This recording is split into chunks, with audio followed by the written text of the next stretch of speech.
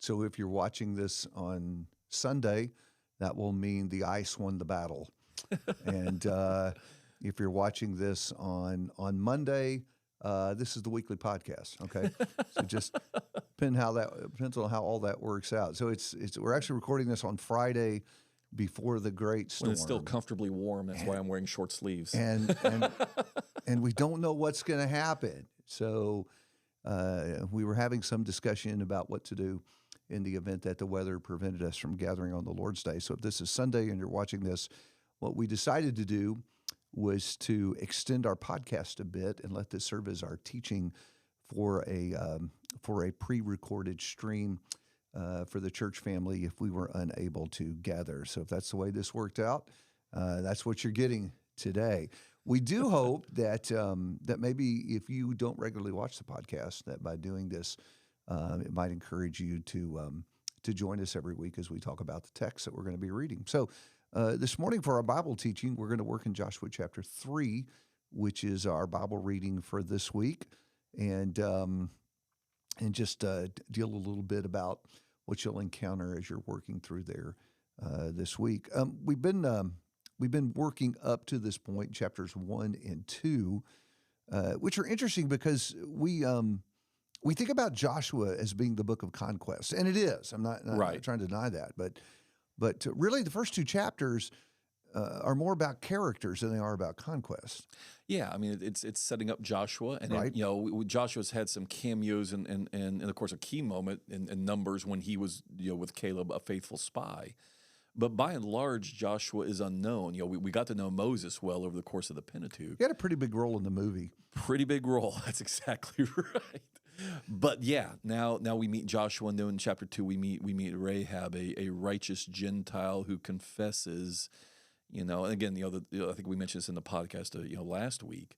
The tragedy of, the first generation was scared of the Canaanites, and Rahab says, actually, we heard about what your God did to the Egyptians. We're scared of y'all. Right. Yeah.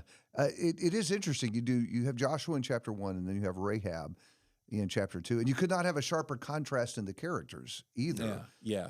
Because she's kind of sketchy. A lady of ill repute. Right. Yes. It's a gentle way to say that. Yeah. And, Joshua is the great. Whose name means salvation. Yes. And the man noted for his trust in God. That's kind of the thing that they share in common in a sense, because she has trust in Israel's God in the sense that she believes that they're going to be outmatched and they're going to be in trouble. She has more faith than the first generation did, which is really interesting contrast. Yeah. So it's not really until we get to chapter 3, which is the reading for this week, that we really start having some action. Yeah, the story moves in the way we expected it to move. And so Jeff and I are going to struggle today, just so you know in advance, that the story really flows over 2 chapters, the story of their entrance into the promised land. And so you may hear us drift into 4. In fact, probably just be healthy over the next 2 weeks to read these 2 chapters together. Yeah, they really are. A chapter breaks in the wrong place. We are all stunned to hear Jeff say that. But you don't get the whole story. No, it really is one unit, one thing. Yeah, so maybe instead of chopping it up just for 2 weeks, read both chapters together so that you get the whole picture. One of the things that I think is really interesting is when you read this story, there are really echoes of the Red Sea. Yes, that come up here intentionally so, and even some echoes of that first effort to go into the land that failed 40 years earlier. Yep. So, but the water crossing piece of this is variation on a theme, right? Because we've already had the water crossing when, how do we say this? It really sort of confirmed Moses as God's man among them in a sense, right, for the people. And you kind of have the same thing going on here in chapter 3. Well, yeah, I mean, chapter 3, verse 7, God even says to Joshua, today I will begin to exalt you in the sight of all Israel so they may know that as I was with Moses, I'm with you. And then chapter 4 and verse 14 will actually, God will basically say, and I've done it today, with the enormity of what's happened on that day. And so that's exactly right. I mean, God likes his patterns, and so you start with a miraculous parting of the sea to bring them out of Egypt. And the story emphasizes, the time of year that the parting happened. That it was when the Jericho is in flood stage. To emphasize this really is a lot of water. So when it parts, Okay, let's back. We're talking about the Jordan now, right? the Jordan. Well, like Well, but we moved on from the Red Sea, and now we're talking about I'm sorry. Yes, the yes. Jordan that they're going to cross The with Joshua Jordan, now. yes. Is at flood stage. Yes, that's the whole. Why do we need to know that detail so that we can understand this really was God.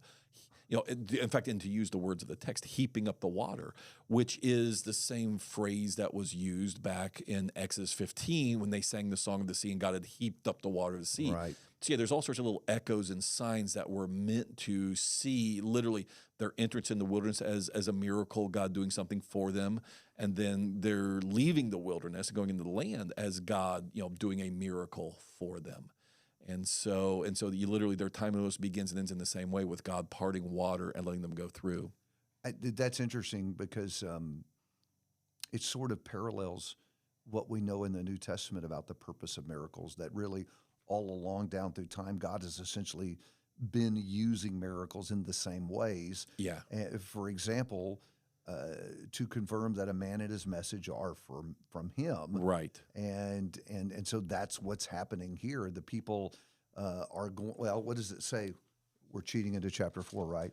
Chapter 4 and verse 7, when it's all over, so they revered him, talk about Joshua, just as they had revered Moses all the days of their life. And Right. so now you've had God for a second time use a miracle to say, this is my guy, his message is from me. You need to listen to him. And I think that's interesting because it's the same thing going on in the New Testament. Right. You have these men who come with a message from God, and folks are not expected to blindly to believe him. Yep. But instead, he confirms the man that is from him, so that they will know. Now watch us weave our theme into this, right? That he's speaking for the king. Right. You need to listen to him. He's an appointed messenger of the king. Yeah. And what's funny about that is, as long as we're mentioning kingship, then I mean, it is interesting even how you have God as their king leading them. They're told to follow at a distance. Verse 4. The ark will go first. God will go first. Verse 4. 2,000 cubits back. That's quite a ways back. That's quite a ways back. And so they're follow at a distance.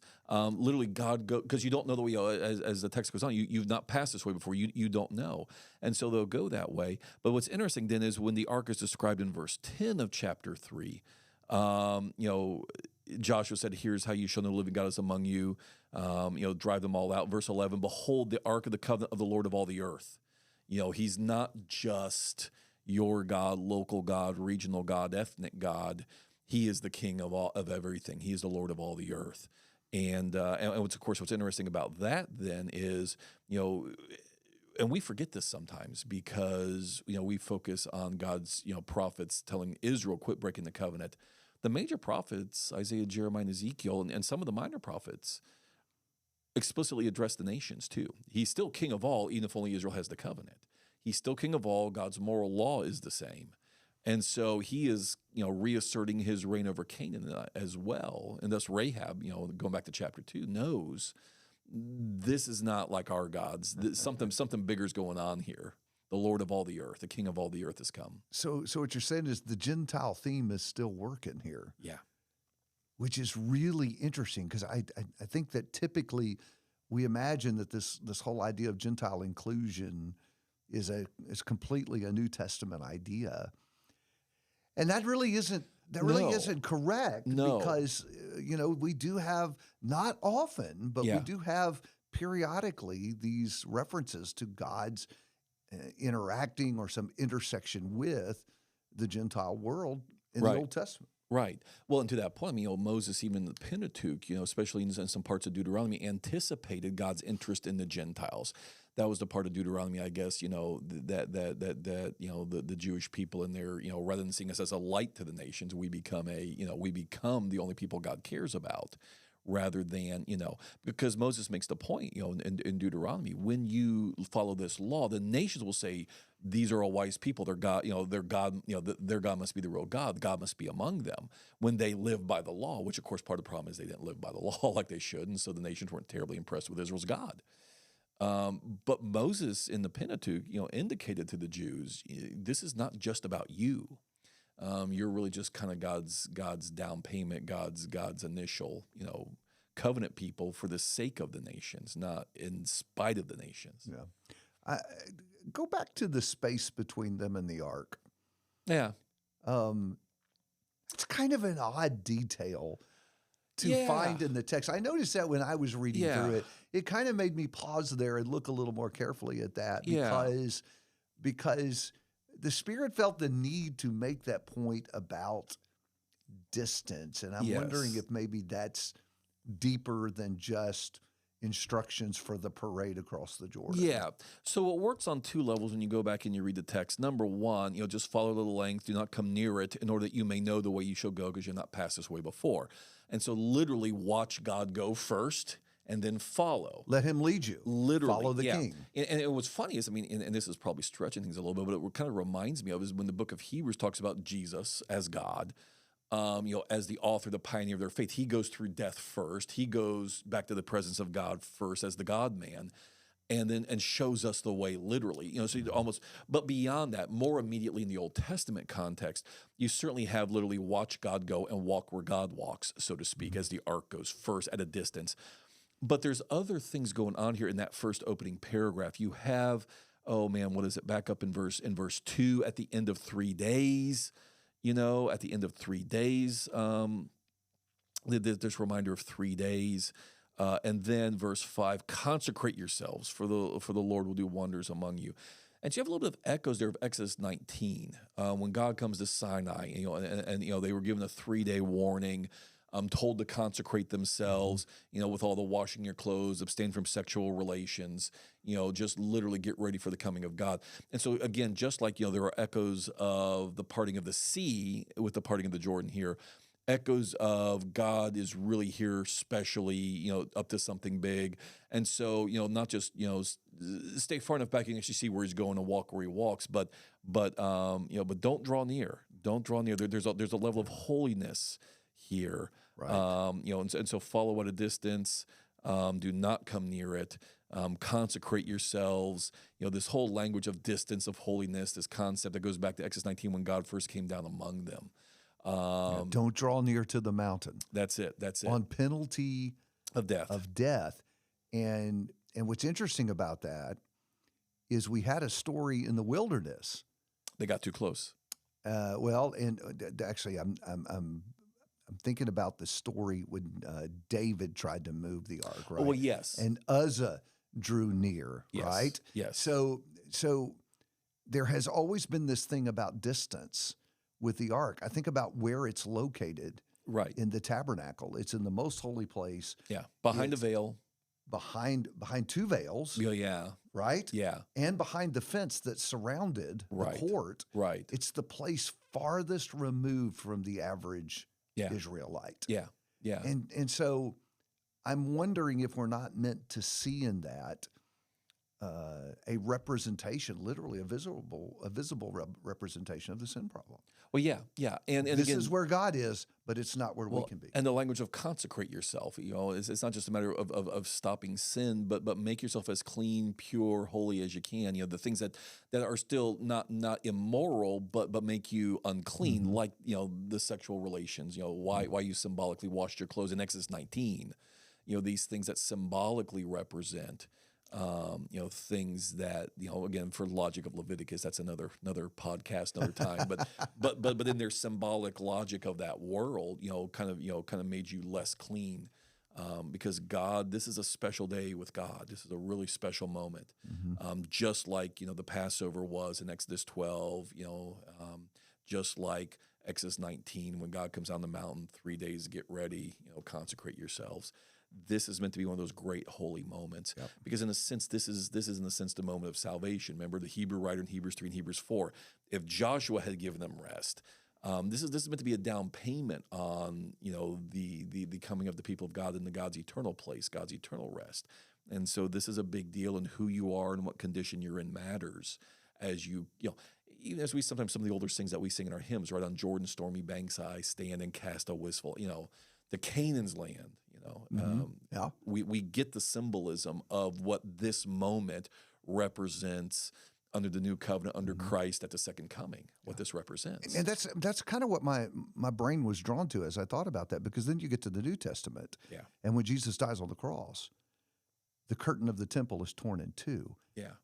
symbolizing that what had been inaccessible to man Yeah. is now accessible to man. And the Hebrew writer tells us to draw near to God, right? Right. We can now do that. Whereas today you don't draw near in this story. In Yes. this story you do not draw near. Yeah, and I think that's a subtlety we miss sometimes because it's actually all the way through the Old Testament story with the Ark of the Covenant, this distance that is to be kept. And we kind of freak out about what happens to Uzzah, how terribly unfair that is.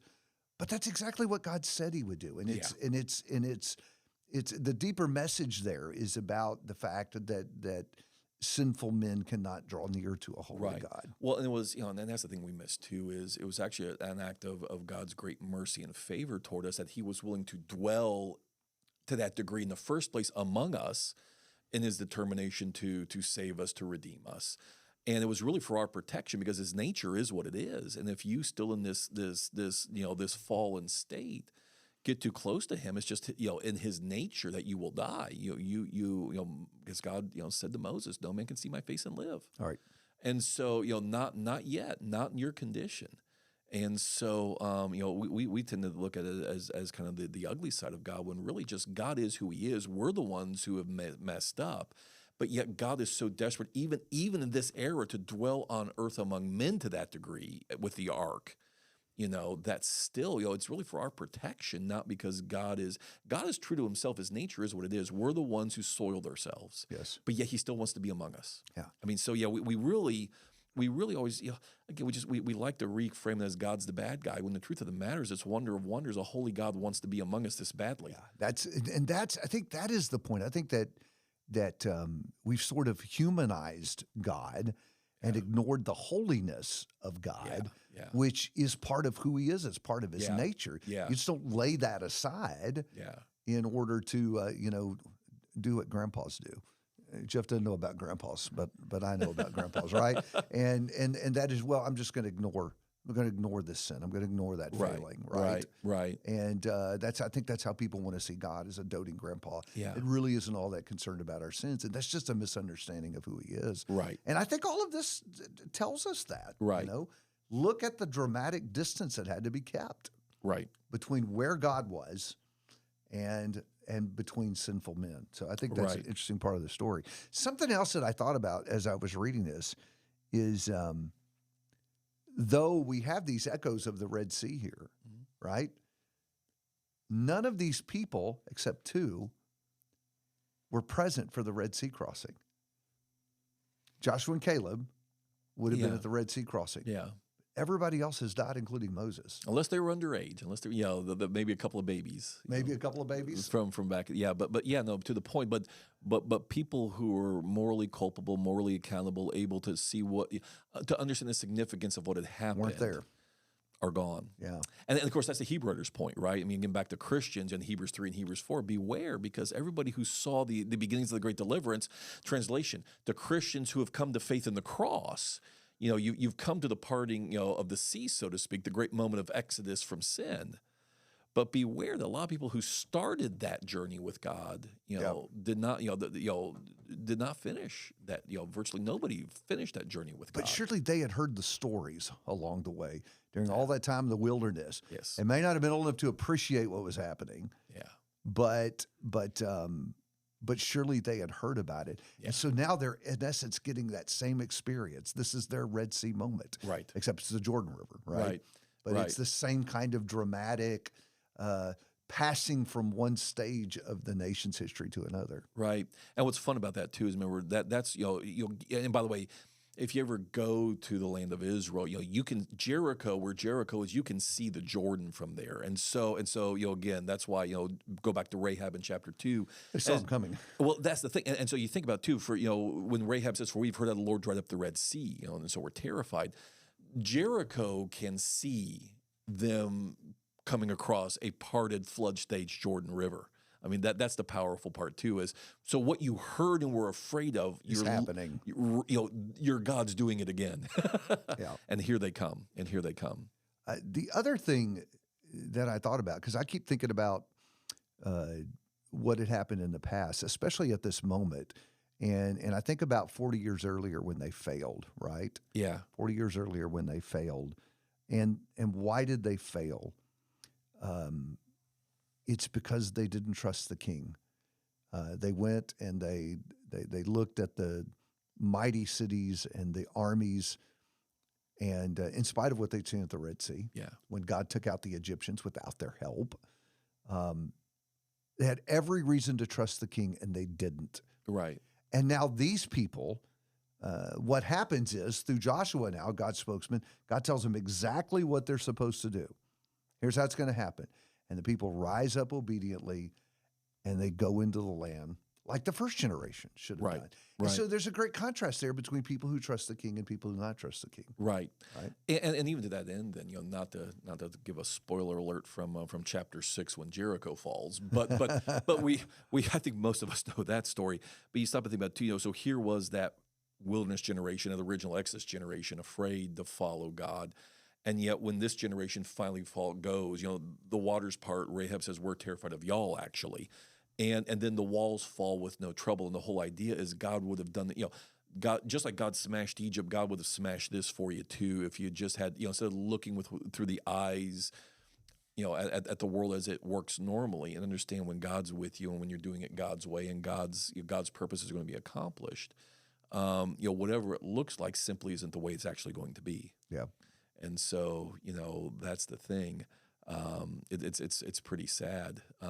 Just watching how easily from the sea, from the Jordan to the fall of Jericho, this all plays out without the people doing anything except literally following God, just taking a walk. Yeah, and the great thing about that is that then Joshua becomes this powerful contrast. We said this at the beginning of the year between Judges, where God was not trusted as the king.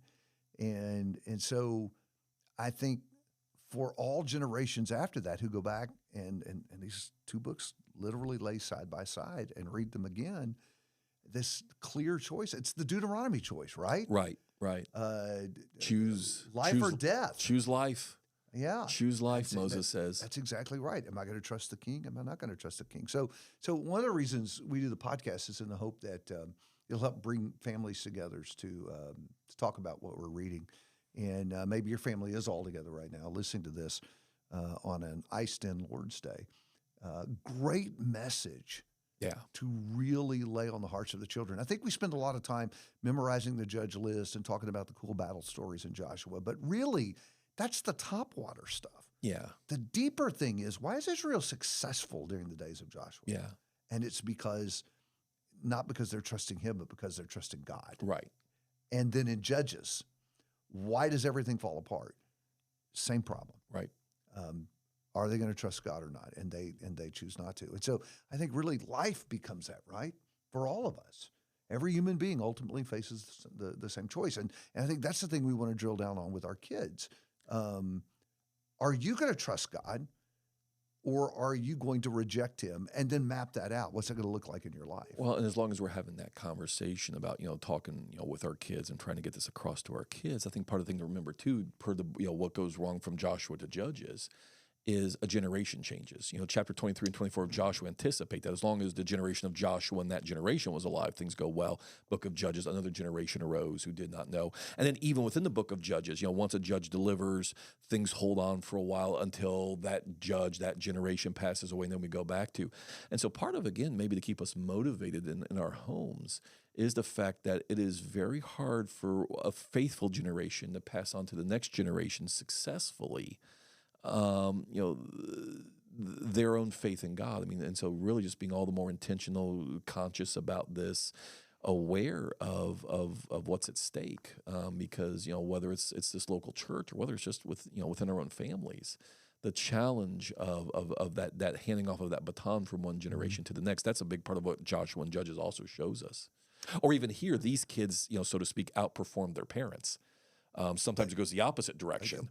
But perhaps because, the sad thing about that generation is they suffered with their parents for 40 years. They did. And so maybe they learned the negative lesson. Right. Ezekiel talks about that in Ezekiel 18. The third generation looks at dad and how his life went wrong. It says, I'm not doing that. That's right. And so maybe that is part of what affects them. They look at a failed generation, they say, we need to do better. But at the end of the day, here's what we want you to see.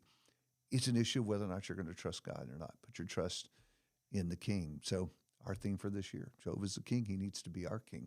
So maybe you can spend some time together now as a family, talking that over, thinking about what that looks like as you try to map it out in your life. And if you're not a regular listener to the podcast, we hope maybe this will encourage you to come back and listen again next week when we do chapter 4 a little more thoroughly. 4 and finish this story.